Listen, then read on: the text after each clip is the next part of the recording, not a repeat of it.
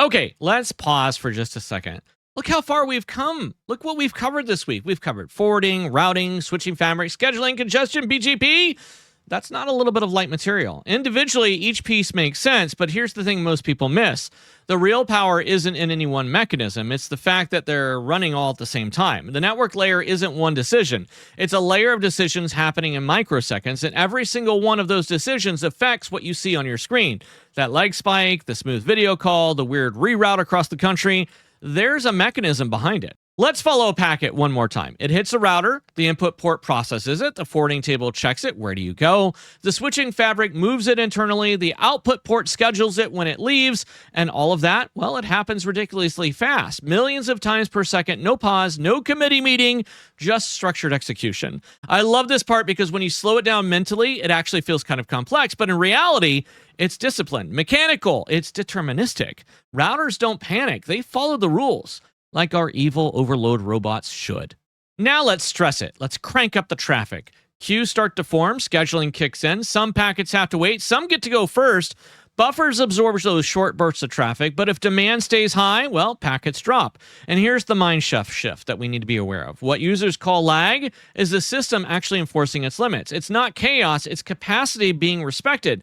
And that's a powerful way to think about it. While all that's happening at wire speed, routing protocols are working in the background, inside a network. Link state or distance vector algorithms calculate the paths between networks. BGP applies its policy. If a link fails, well, routes recalculate.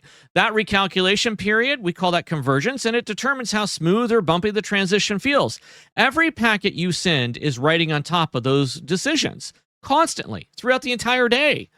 This is the moment it should click. Three layers are interacting. Hardware defines how fast packets can physically move. Algorithms decide which path they take, and policy decides which paths are even allowed. If something feels slow, it's usually one of those three layers. If something feels unstable, well, it's one of those layers. If traffic is taking weird route across those states, it's the policy layer. Networking isn't random. It's layered cause and effect. Now zoom out. Millions of packets per second, thousands of routers, thousands of independent networks, no global boss, no central control room, and yet it works not perfectly, not instantly, but reliably enough. Video calls, streaming, cloud infrastructure, financial systems, literally modern life that we see every single day. That's a layer design doing its job, and honestly, it's kind of cool. Now, hopefully you understand the structure now. Congestion follows capacity rules. Routing follows algorithmic logic. Scheduling follows configured policy. When something breaks, we know it's not random. There's always a mechanism behind it, and that's kind of empowering if you know where to look, because once you understand the mechanisms, you can predict that behavior and you can troubleshoot it intentionally. You kind of stop guessing, and that OSI model we've been talking about, well, it kind of starts to come into play. Forwarding is the action. It's the router physically moving packets. Routing is the thinking. It's calculating the path those packets should take. Architecture sets the limits. It defines how much the system can actually handle. Policy shapes the bigger picture. It influences how networks connect and make decisions across the globe.